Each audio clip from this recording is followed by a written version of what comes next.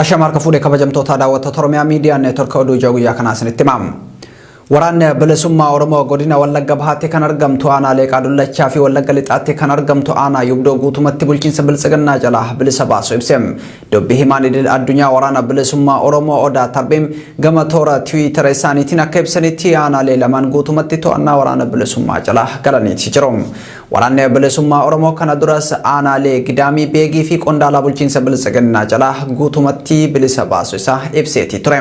Dhimma aanaalee waraanni bilisummaa Oromoo guutumatti bilisomsuu ibse kanneen ilaalchisuun sirna bilisiginnaa waan jedhe hin qabu. Oduudhuma walqabateen waraanni bilisummaa Oromoo zoonii lixaa fi giddugaleessaatti lola humnoota bilisiginnaa waliin guyyoota darban keessaa adeemseen olaantummaa argachuu ibse. Shawaa kaabaa aanaalee akka Hindhaaboo Abootee Daagamii fi Kuyyuu keessatti lola 3/18/2021 adeemsifameen loltoota sirna bilisiginnaa 81 lajjeessuu 48 madeessuu fi inspektaroota 2 dabalatee namoota 5 boojii ibseeti jira.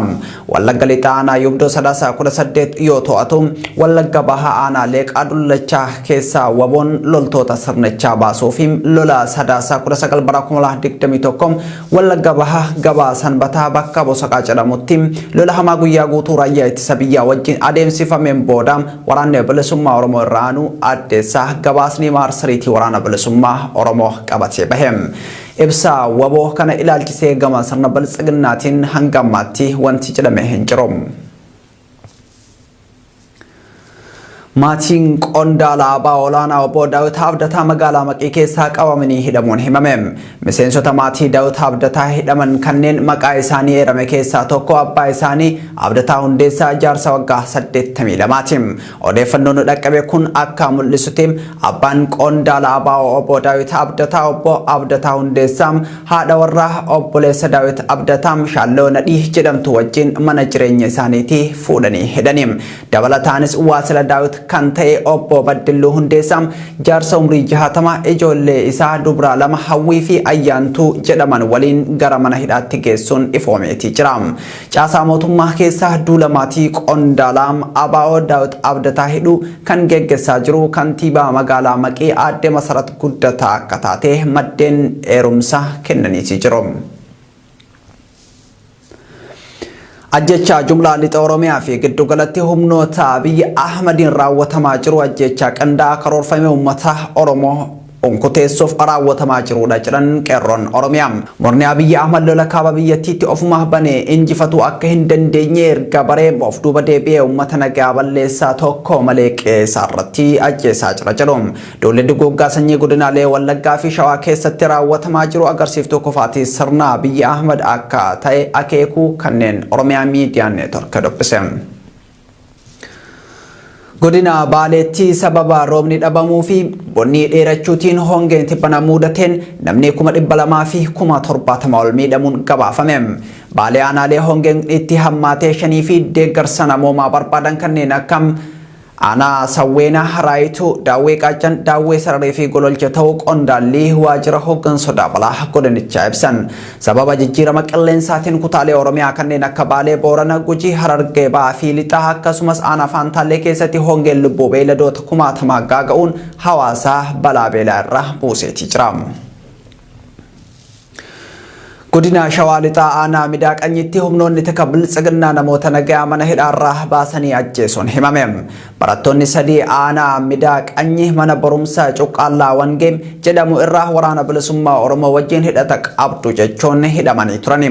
Barattoonni 3 hidhaman kunneen Garramaa Innaahu, Gammachuu Dabalaa fi Lammeessaa Manuu kanneen jedhaman ta'uu maqaa eeruu jiraattonni. Barataa Lammeessaa Manuu gaafa 3/18/2021 halkan mana hidhaa keessaa baasuun ajjeesanii gatuu OMN odeeffateeti jira. Barataan kun bakka dhaloota isaa godina Horroo Guduruu aanaa Jimmaa Haraareetti gaafa 3/19/2021 sirni awwaalcha isaa raawwateeti jira. Oduu gama Saudi Arabiyaa irraa arganneen dhalattoonni Oromoo dabalatee lammiileen Itoophiyaa mana hidhaa Saudi Arabiyaa keessatti hidhamanii dararamaa jiran dararaa itti hammaataa deemuu malee fala homaatu argachuu hin dandeenye jedhan. mana hidhaa xariiqa Karjii kutaa tokko keessatti namoota 200 hidhamanii kan jiran lammiileen kunneen kutaa itti hidhamanii jiran keessatti nyaataaf dhugaatii dhabuu akkasumas waan dirratti uffataniif kan afatan dhabuun haala hammaataa keessa jiraachuu himatu. Lammiileen kunneen yeroo garaagaraatti dararaa hamtuu keessa turuu isaa Oromiyaa Miidiyaa Neetwork jala bu'ee gabaasaa turuun isaa ni yaadatama.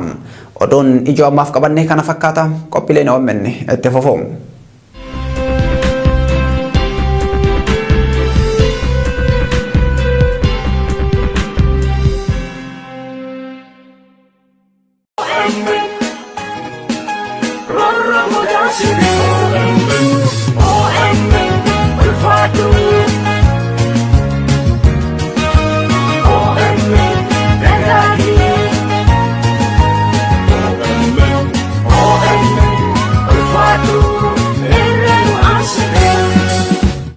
Hawaasa Oromoo kutaa Oregon magaalaa Portland fi naannoo ishee jiraatan maraaf. Hawaasni Oromoo magaalaa Portland jiraatu koree qindeessituu deeggarsa uummataa OMN waliin ta'uun sadaasa 27 bara 2020 akka waaree booda sa'aatii 3 irraa eegalanii sagantaa tumsa OMN fi marii hawaasaa qopheessuun isin affeeranii jiru.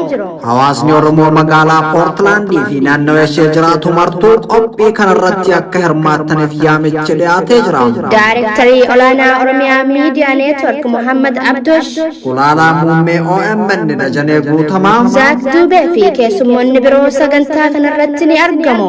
Teessoon 33 by Hilton Portland 1000 North East Multnomah Portland Oregon 9723 Odeeffannoo dabalataaf karaa lakkoofsa bilbilaa kanneeniin koree qindeessituu sagantichaa qunnamuu dandeessu. Koottaa wajjin taanee haala yeroo Oromiyaa fi Oromoo irratti waloon haa mari'annu.